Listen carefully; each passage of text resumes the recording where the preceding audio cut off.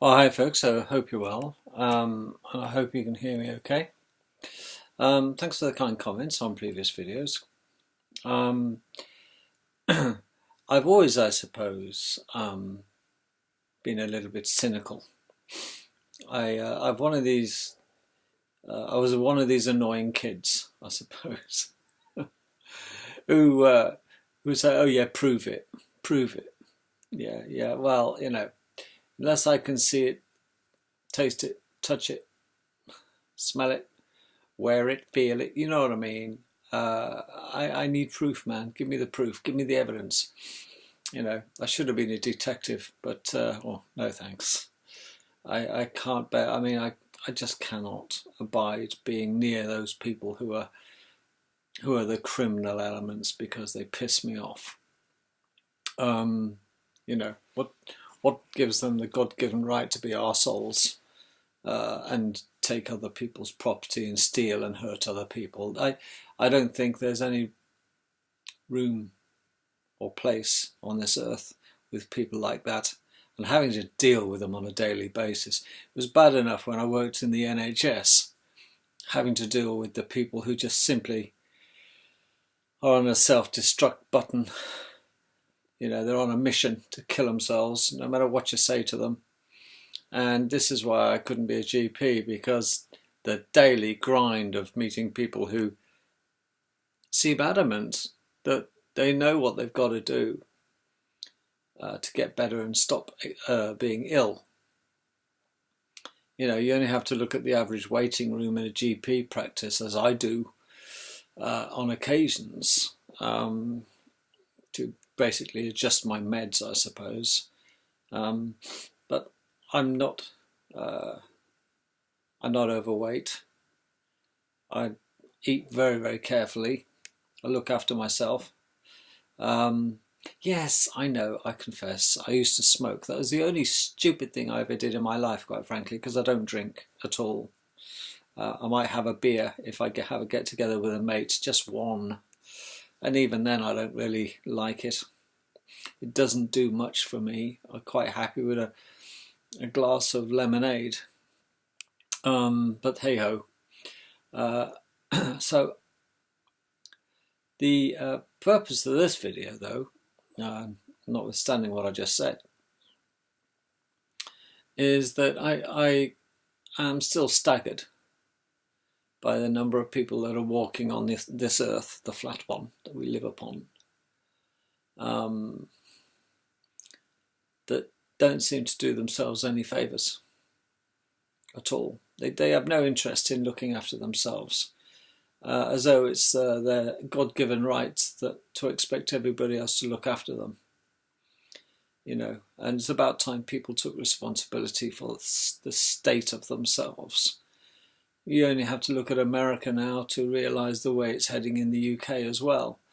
With 60% of healthcare workers in Great Britain are confirmed to be overweight. 60%. It's a bit like the pot calling the kettle black with these people, isn't it? When Bunty comes up to you, waddling around, breathless and sweating like an opera singer, telling you you've got to improve your lifestyle, sunshine. And you think, well, hang on a minute, fat girl. Look at the state of you. Your legs are chaffed, you've got high blood pressure, you're sweating like a pig, you have BO. If the cap fits, wear it, darling. Yeah, well, you'll have to have a big cap to fit that. And the uniforms, it's like not just one. Some of the ones are. Don't know if you remember this, but if ever you remember Tom and Jerry, the adverts, the cartoons, I used to love them. God, I loved Tom and Jerry when I was younger. I still do, quite frankly. I don't see much of it now. But some of them quite violent, weren't they? What they used to do to each other. Poor Tom. I used to feel sorry for the cat. But whenever there was trouble in the house, you used to hear this woman shouting, "Thomas, Thomas, is that you, Thomas?" And she's blaming the cat, and poor Thomas goes into a state of panic. And all you see coming on the screen is the legs, the lower half part of this evident black woman, you know, the archetypal type of big mama, and she was black. You know, Thomas, is that you, Thomas? And Thomas used to panic, and the little mouse would hide and shake in his little boots. And it used to make me laugh. But even that person in the cartoon, Tom and Jerry's mummy, you know, used to walk on the scene, and she was a beast. But, you know, I thought that's fatism, that is. You know, anyway, the point of this video just so many happy days watching Tom and Jerry. The other ones I love, of course, are Laurel and Hardy. Oh yeah, baby, give me them every day. I've watched them in colour and black and white, and I always prefer the black and white versions. I don't know why, but it was more, I don't know, it's just wonderful. And it was predictive, because you just knew what he was going to do when he's trying to pull a stick out of something that was stuck. You can guarantee it was going to go in his eye. I was laughing before the event on many occasions. Oh, such fun. And we look back, but nowadays Tom and Jerry, you know, and Tom and Jerry can't be shown now. It's got Thomas on there as a black woman, you know, who's either the maid or the housekeeper. It's probably the maid, and you can't, you see, it's not politically correct. You know, that Tom and Jerry have made a mess now. They've got the black maid looking for the pair of them, and yes, it had to be black. What a nonsense. What stupid society we live in nowadays. Oh, we do, don't we? But at the end of the day, the more you try to educate yourselves watching videos and things and learning how to improve your life, which we should all do in one way or another, life has got to get better. It's bad enough. And we got to look after ourselves, us folks. We truly do. But I could never really believe that there was a eugenics program. Not really. I couldn't. I was very historically. I was thinking, well, for a start, you know, who's coordinating all this? These were my questions. Who's coordinating the eugenics program? What sort of psychopaths are there out there? Are there truly a group of insane beings?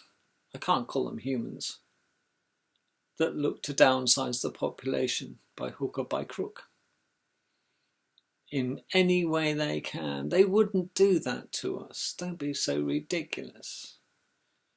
Well, one of the things that spurred me into thinking about this was that I used to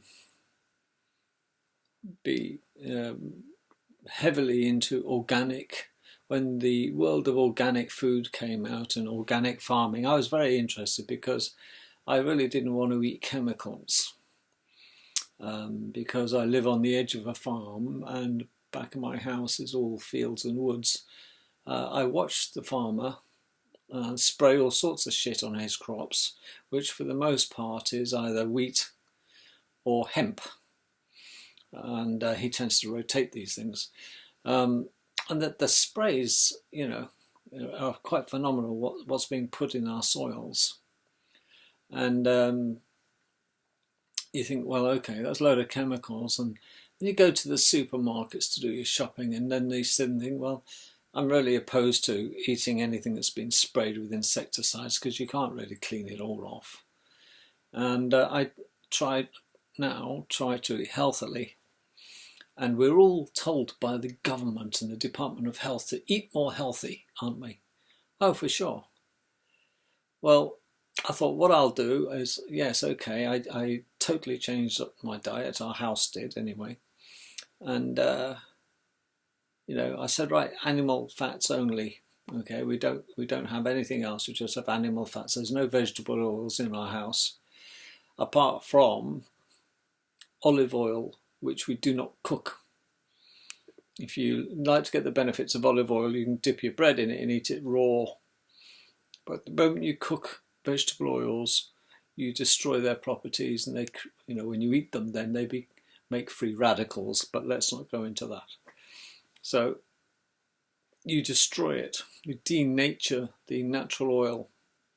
So it was animal fats or nothing. So we have butter, full fat milk. Now in that what I've just said, I can't believe why it is, if the government love us so much and they want us to be healthy, and reduce the cost of sick people at the NHS, costing the NHS a fortune. Why the organic food? Why is organic food so expensive? It is so expensive compared to normal. It's practically double the price in many items, organic food in the supermarkets in the United Kingdom. I'll give you an example. I despise drinking standard whole milk that I buy in the supermarket, because a litre, for example, let's just call them pints, shall we? Let's say there's 2 pints of milk will cost me £1. So it's 50p a pint, 50 pence. Okay. Well, that would be absolutely fine. I have no problem with that. Farmers got to make a living, But then I think about the nutritional value of the milk. And if you truly, truly knew much about milk, which I didn't know a lot about milk, but I looked heavily into it, the milk that we get in our supermarkets in the UK, quite frankly, it's been castrated, I suppose. It has been devalued considerably by the manufacturing and processing point. I used to think drinking milk was very, very, very healthy. Well, now, compared to the milk that was consumed by those people in the 50s, before it was processed. And in the 50s, leading into the 60s, milk was basically supplied to the general public in big vats, of metal vats, and poured in and filtered, just getting the bits out of it. But the milk itself, in essence, was on your doorstep within a day by your friendly milkman. And you might recall these days when you used to leave a bottle of milk lying, or used to come in silver top and gold top. Silver top has very rich milk, and the silver top was less rich. But with the gold top, particularly, if you left it alone, you could get all the cream that used to settle at the top. You used to have to shake the milk to mix the cream up. Oh, I remember, it was wonderful. But then, after 1962 onwards, the government took over and started to stick their nose into the production, because it became such a thing. Now, in the early days, in the 50s and 60s, people used to drink what they used to call raw milk. And that was unprocessed, just straight from the cow, filtered and given to the general public, and it worked bloody well. It's full of antibodies that normally the cow would give to its baby. And when we consumed it, we managed to get some of those antibodies as well. It was bloody good milk. And it was not tainted by human hand, folks, just as nature expects and provides. And the cream that you used to get, wow. But look at the crap we get in supermarkets now. This really is crap, isn't it, in the supermarkets? It's all processed, full of preservatives, full of all sorts of shit I can't even spell, let alone know what it does. Artificial colourings. And majority of the stuff, if you look around the shelves at the supermarket, you can spot the stuff that is good for you because it's so bloody expensive. Well, that tells me two things. One is that people who are poor poorly can't get better because of the food they eat, because they just consume more shit, and often it's the food that's making them ill. And number two is the only people who are buying the good stuff can afford it. And you think, well, Is this a deliberate plot? Is this part of the eugenics program? You know, deliberately making the good stuff so we survive and flourish. Deliberately making the good stuff so bloody expensive that the poorer people or less able end up having to,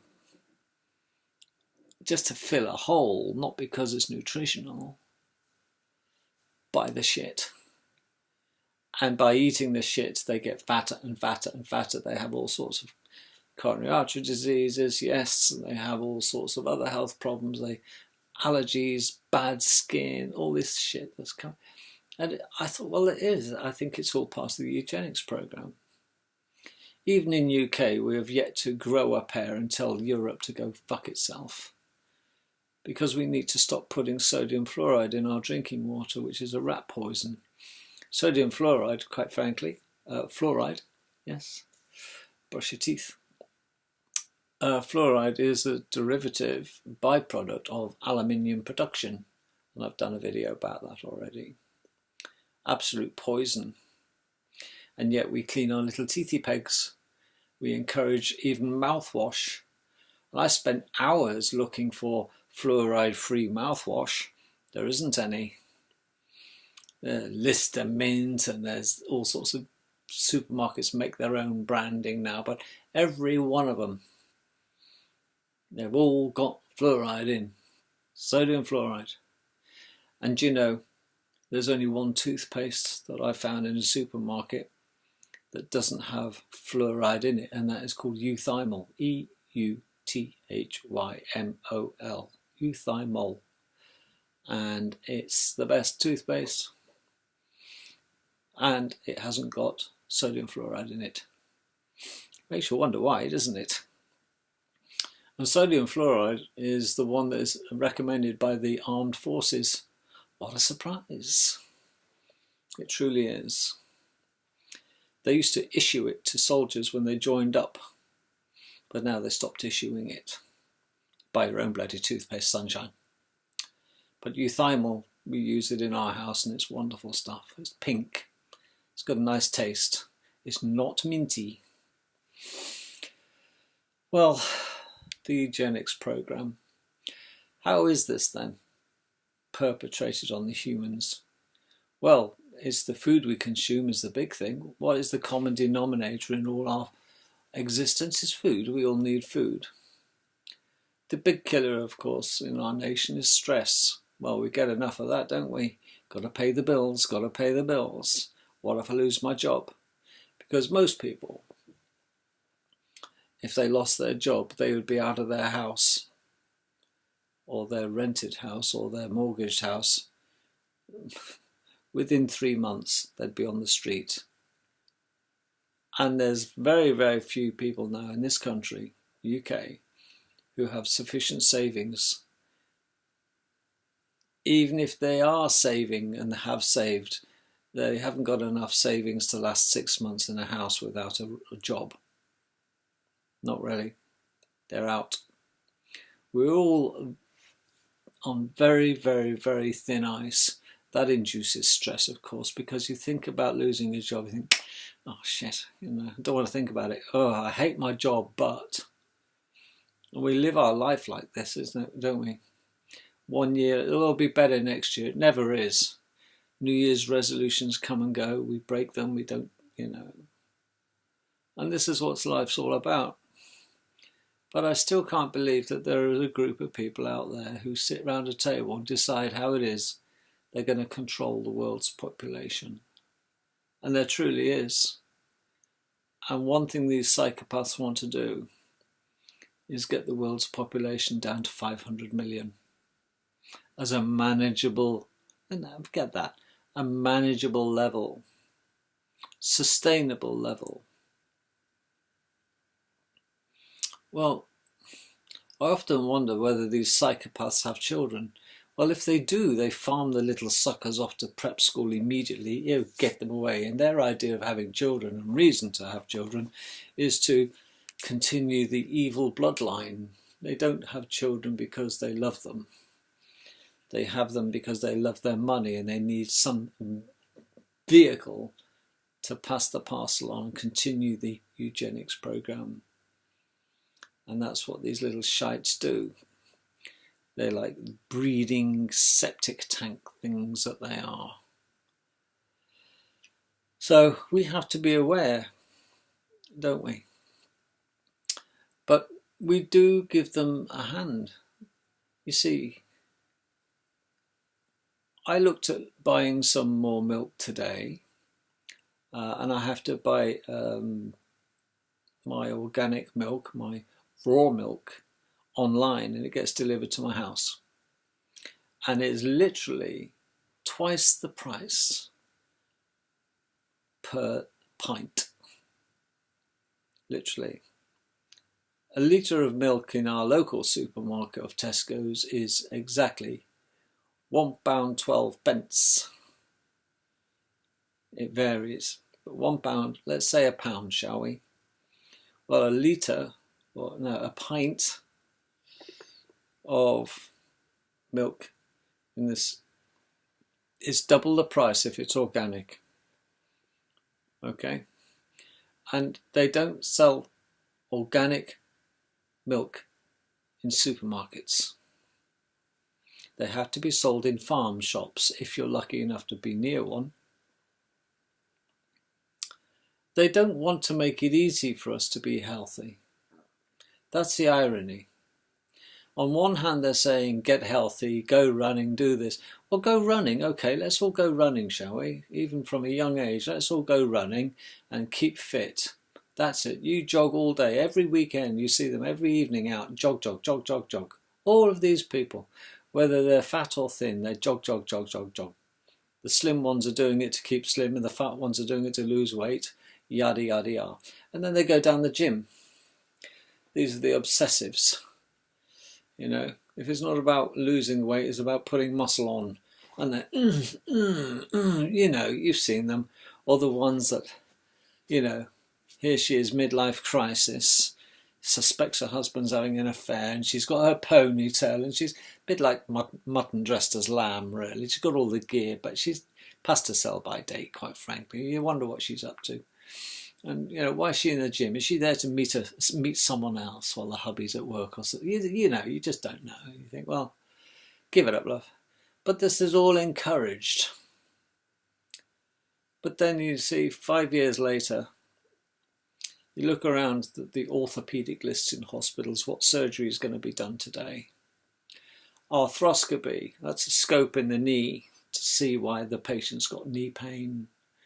Total hip replacements, total knee replacements, elbow joint replacements, okay, stress fractures, shoulder joint pain, problem with their Achilles tendons, and because what they've done is, in order for them to get fit and lose weight, okay, and stay healthy, these people 5 to 10 years ago were overdoing it in the gym. These are the ones who smugly run past you if you stand watching them go by. Ha, look at me. And they're the ones who are paying the price, but they're not paying the price, are they? You are and I am, because we're paying taxes for the NHS.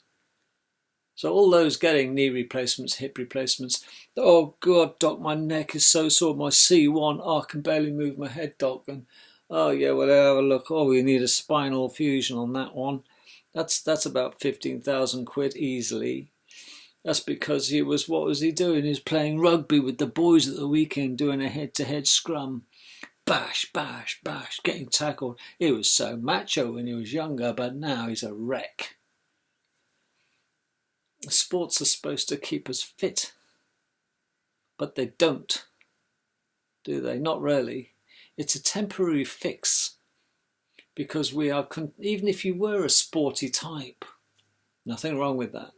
All things in moderation, but most of them can't moderate. It's such an addictive thing, because you get this, you need a fix of your adrenaline, man, you're buzzing.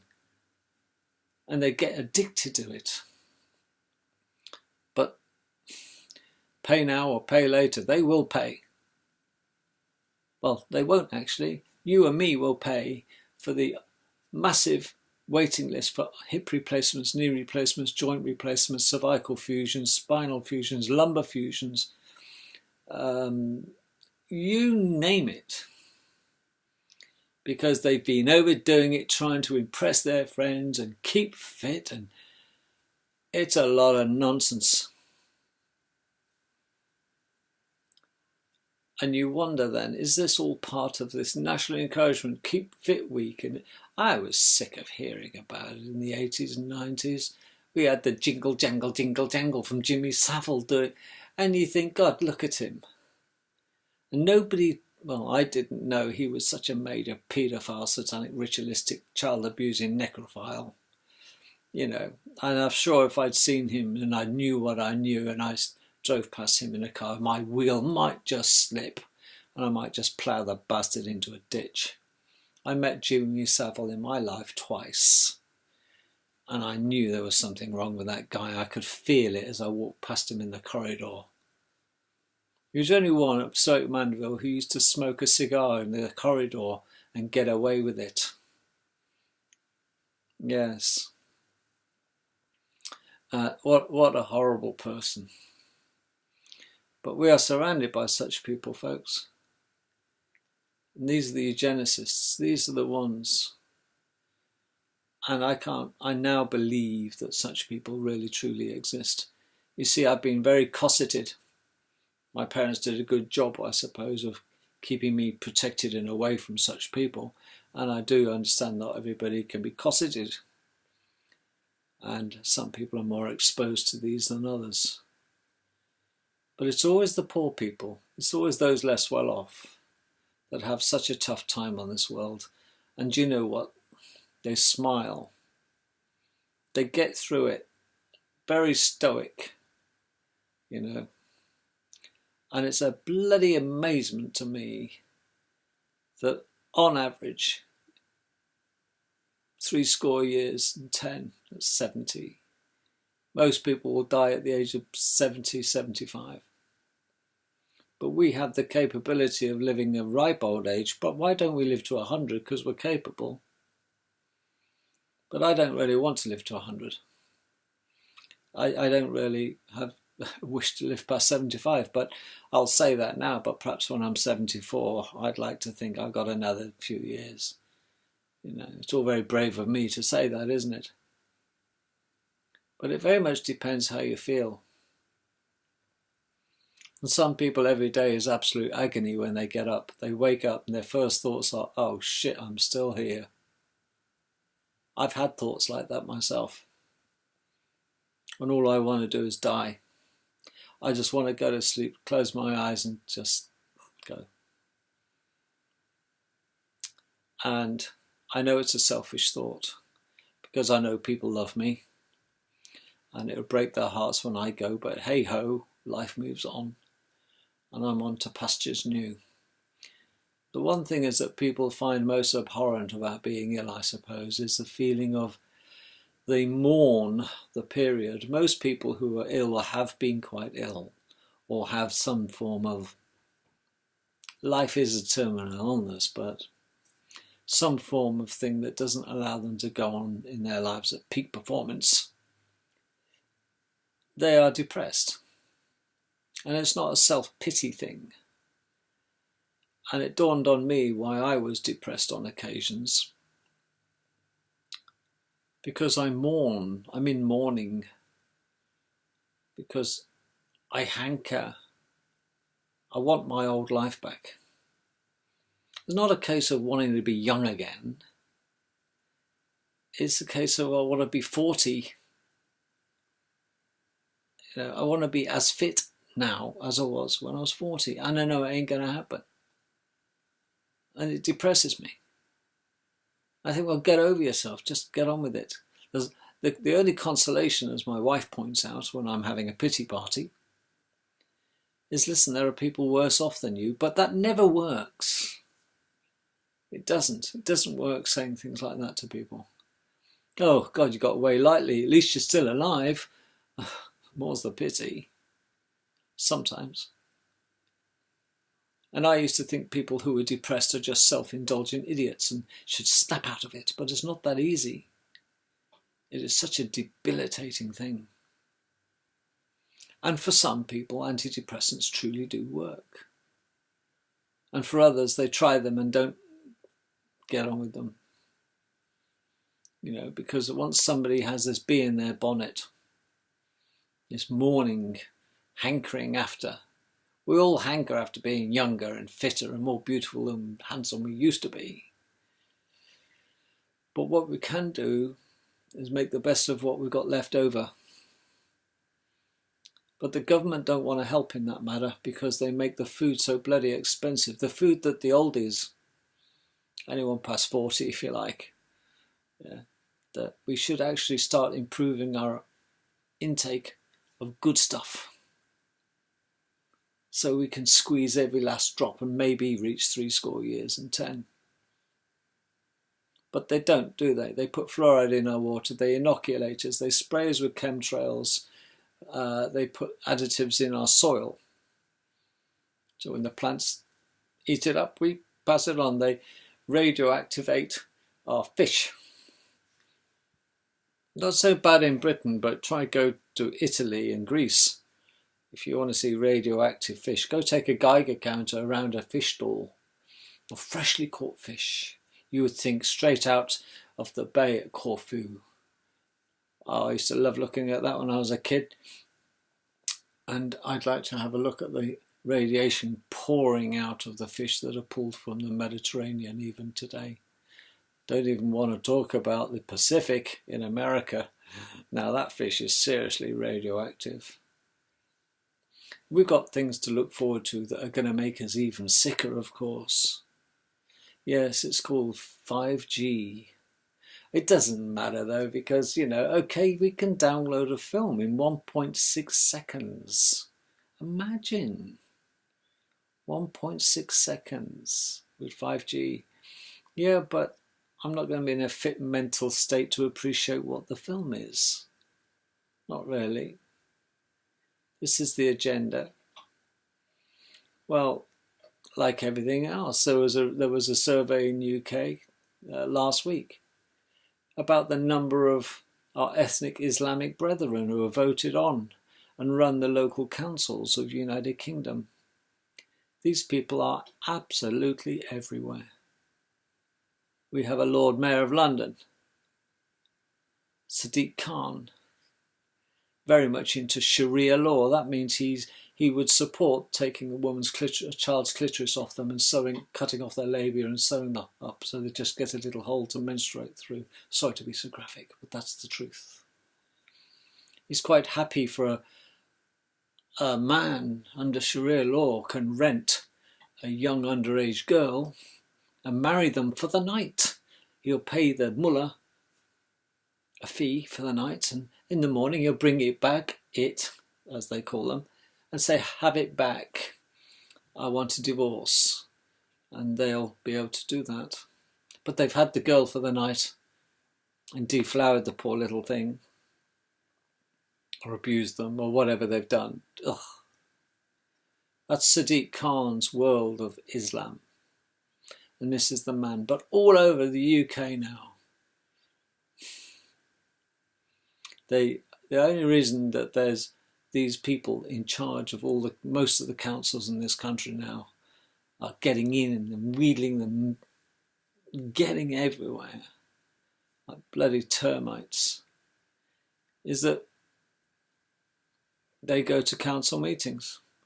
And even if they disagree with one another, because he's a Muslim, that Muslim will vote him in. Not because the Muslim agrees with his other Muslim mate's point of view. It's because they're Muslims. There we are. Us honkies are so stupid. But hey ho, that's multiculturalism for you. We're absolutely blinkered on all this, aren't we? And I've got a son I've got to raise to be a man. Really. Thank Christ he already is. And he already smells the coffee. He appreciates everything that's going on in this world, and he ain't no fool. And nor's my daughter. I'll die a happy bunny because I know the fruit of my loins are well educated and look after themselves and are nobody's fool. That's all. My job here is done. All I've got to do now, really, is spend my time reminiscing about the good old days. And they were good. The UK started to go down the toilet in the late 70s. Mid-70s. That was it. That was the end. And that's the way I think. And the problem is now with the millennials, they have no reference point of looking back when it was good, because it's always been bad since they've been about. So, hey ho, nothing changes for them. But as for us, I wish I didn't know how good it was, because now I have to face how bad it is for the foreseeable future, and it's going to get worse. Well, I've had the best of times and now headed for the worst of times. The tragedy for the millennials is they've never had the best of times. They've got the worst of times to come. Have a think about that. And it all starts with an agenda to keep us and treat us like animals on the farm, waiting for the slaughterhouse. Catch you tomorrow, folks. Bye-bye.